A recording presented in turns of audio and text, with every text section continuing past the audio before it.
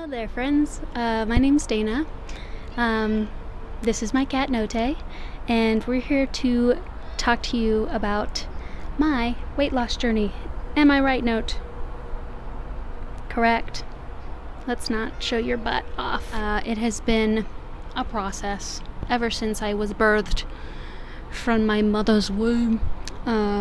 Sorry, we still got a little ways to go. I will not be talking about anybody else's body other than mine today. I have my own thoughts on my own body. You can have yours. You can have your thoughts on my body. You can have thoughts on your body. We could look exactly the same and we could have different thoughts. And that's okay. But I am who I am, and I want things that I don't currently have, and that is all right. I will probably, I don't know if I'll get to my solid goals in this video, but I know that I have some other videos in my mind. We're going to talk about from birth to when I realized I was a bigger girl, to when I lost a bunch of weight, gained back a bunch of weight. There's a massive bee that just tried to get in here. Thank God it's screened in. Lost a bunch of weight, gained a bunch of weight, lost a bunch of weight, gained a lot of weight. All the fluctuations, and where I'm at now, and how I got here, and where I want to go. So, I have my small whiteboard with me. I have two now. I've written down the timeline of my life so that I can keep order. So, let's start. Let's get into it. I was born in 1998. Ew, old. It's not that old. I mean, it is. I've lived a life, but I feel good. I feel cool. I feel like I am who I am, and I'm as old as I want to feel. And you never know when you die, so you're never really gonna know if you're old or not, because I could live until I'm like 200. And I could be just at the peak of my life, baby girl. I could still be a baby.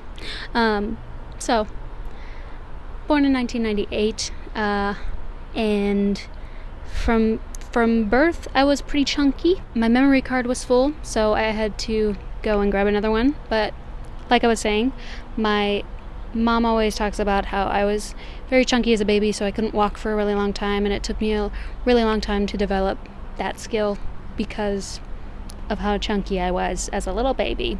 I grew up with big cheeks that I was always insecure about, especially as I got later in life, like 10, big number. Chubby cheeks were always like a thing that people would say were really cute, like adults, and I was like, no, I'm a big girl. I have crushes on boys, and I don't want you to say that I'm really cute with my chubby cheeks. I don't like it. So I get pissed off.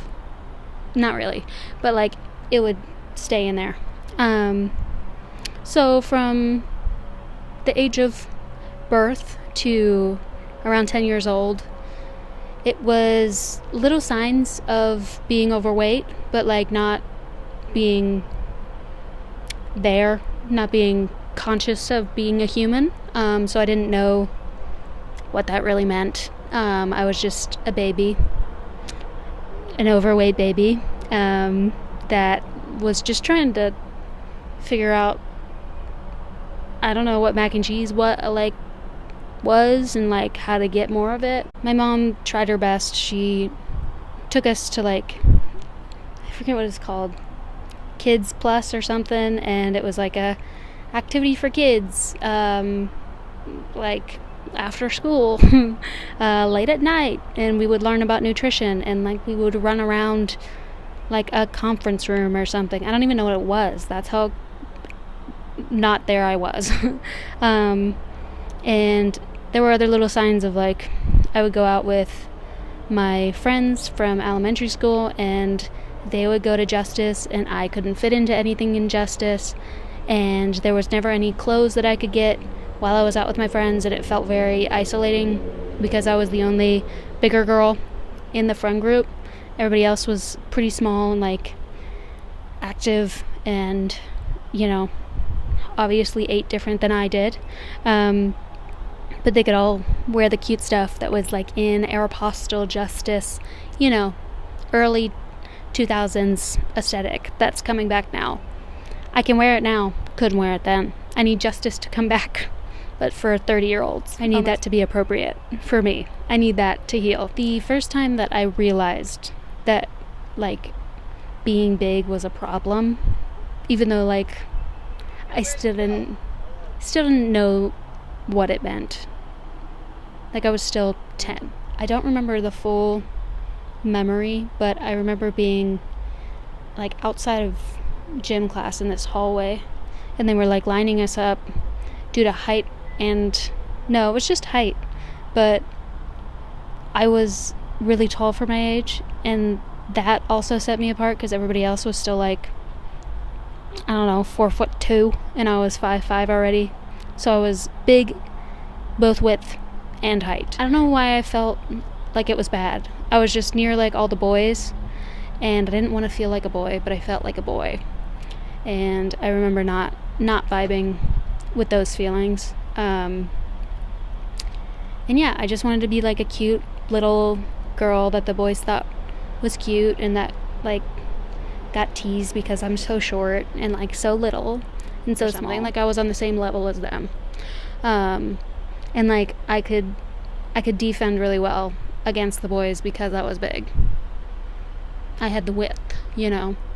Could block that shit with my body. Anyway, that was the first time that I realized that, like, I was different than the other girls that I was at least friends with. Like, there weren't many of us that were girly and big and, like, quiet and, like, shy and, like, because I've always been very girly and very, like, girl positive, but I hid it for a lot of my life because I didn't feel like I could be that while I was the way I was. That was in my head. Not saying that's the way to do it, but that's how I felt. Anyway, from 2010 to 2013, middle school years, I got bullied just a tad. Definitely didn't get it as bad as a lot of people, but I also very much kept to myself. I was just, you know, writing One Direction fanfic every moment that I possibly could. So, you know, I kept to my people. I didn't speak up in class. I sat wherever I could that wouldn't get called on. I rarely, you know, volunteered to read. Like, it just wasn't, nobody knew who I was except they knew that I could sing, and that was, like, my only trait that people knew about me. The sad thing is that I can still remember all the things that my bullies said to me. Like, they're still here, and though I know that I have proved to myself that they are wrong, and they were also 10 years old, so, like, they didn't even know who they were and, like, what they were saying. I'm still, like, latching them into my mind still. They're still there, and maybe I'll never forget what they said, but I would like to just let them go and never think about them again, if it was possible. Is my cat coming back? You coming back? Come up. Make me look less odd. Hello. Hello, stinker. Those were middle school years into, like, freshman year of high school. I just really kept to myself, kept to my friend group, didn't do much. So the next phase of my life was around 2014, 2015. That era, I would have been around 16 years old. 16 going on 17. 16 going on 17. And at this point, I was almost 300 pounds. Weight that I remember the most was the one that I got from the doctor, which was 266 pounds. So about 270. Pretty close to 300 pounds at the age of 16. Very much going down the wrong road, wrong path. And I remember when I would go to school and then I would come home from school, as soon as I got home, I would make not a whole bag, but half of a bag of pizza rolls just on one paper plate, and they would like literally fill the whole plate. Like I couldn't just have a few. It's the whole plate. It's half the bag. They're all mine. And it was awesome. I mean, I love pizza rolls. They're lit. I would do that every day after school. On the weekends, would do the same. I don't remember what I ate for lunches. I don't remember breakfast, dinner. But I know I ate a lot to get to 300 pounds at the age of 16. So, that being said, my mother, 10 years prior, had gotten a gastric bypass. And she had done really well. She kept it all off. In 2014, 2015, at 16 years old, I ended up getting a gastric bypass, which I do not suggest at 16 years old. Though it did help me branch out a little bit and become a little bit more of myself, it still ended up messing me up quite a bit, as you would assume. Started at 266 and my lowest was about 190, 185. And even though I got to that weight, I still felt very uncomfortable in my own skin. I remember still looking in the mirror and still looking at myself and like seeing my 266 self. Like it didn't impact me the way that I thought it would. I thought it would make me skinny. I thought it would make me love myself. I thought it would fix all my issues. It didn't. It did give me a little bit more confidence than I did have. I could now wear the outfits that I did want to wear, and that made me feel a little bit more like myself. I could wear like skater skirts, and I could wear like dresses, and I did my makeup a lot at the time, and I felt very girly, and I loved being a girl. So wonderful to be a girl, and gave me the opportunity to get into more stuff that I actually found interesting. Like music was a really big thing for me back then. Makeup was a huge thing for me back then, and I also just felt more alive when I was with my friends. Like I felt good being me. 2017, I graduated from high school, which was really dope, but I also didn't have any future planned out, and that was really hard. My senior year of high school was really difficult because I kept hearing everybody have all these plans about how they're going to college and how they're gonna decorate their dorm and all these things that they were looking forward to, and I didn't have that. I didn't know what I wanted to do. I wanted to go into music, but my parents really warned me against it because it was such a difficult field to be in. One, for mental health, and two, job wise, you don't really make money for a long time, and I like money. When I graduated, I was severely depressed. Nobody in my family was very big on therapy, so I didn't really go and delve deep into why I was sad very much. I did have a therapist at the time, but she wasn't what I needed. From 2017 to 2021, I had gained back pretty much all the weight that I got rid of. I think my highest again was 250. So pretty much gained it all back, except for I lost 16 pounds. So then 2018 through 2021, I was in college, and a lot of shit happened then that I don't want to speak on. A lot of trauma, a lot of family stuff, and we're gonna leave it there. But throughout all of that trauma and just learning who I am. I was 19 to 22, 23. I don't know who I am. I don't know what I'm doing. It was a lot. And my body got a little messy because of that. My emotional eating really took over. And pizza rolls were a fan fave once more. From 2021 to 2024, I was working my first professional job, really trying to understand if I enjoyed it, if I wanted to go down this path, if there was something more that I wanted to do, if I wanted to stay in Pittsburgh at the time.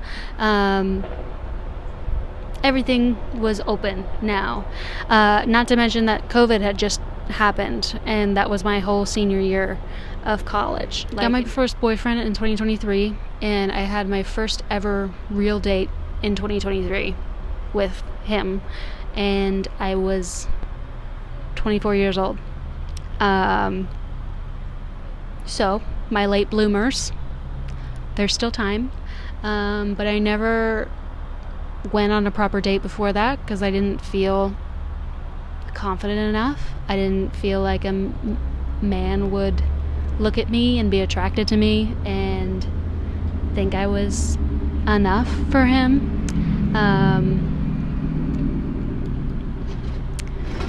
With the way that relationship ended, I might have some of those thoughts once more, but I'm trying to fight against it.